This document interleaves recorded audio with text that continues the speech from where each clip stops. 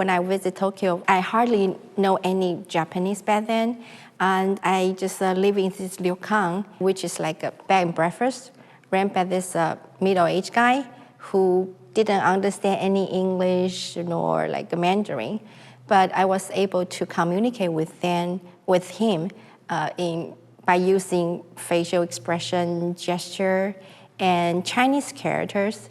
The reason why we could use the Chinese character to communicate is because in Japan, they still use the Chinese characters for the writing system, but with totally different pronunciation. But that's not a really big problem for us. So we can recognize the word, most of the time. So that's what I did, when it comes to communicating with him. So for instance, I wanted to go to this like a very famous tourist spot. I had no idea how to get there.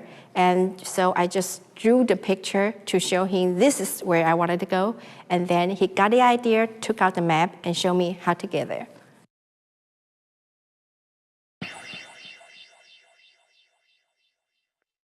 When I first arrived in Scotland, that was in Edinburgh, I think the first thing I noticed was when I was talking to people that they were using body language.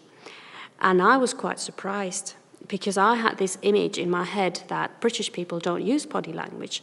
It's only the Latin Americans and the French and the Italians who are using their face and their hands. But in Britain, people were using their hands when they were speaking. And for example, when they were not sure what to say, they had this sort of kind of putting their eyebrows up and their mouth down. And I was fascinated. I was looking at people on the street when they were speaking, thinking this is very different from what I thought it would be.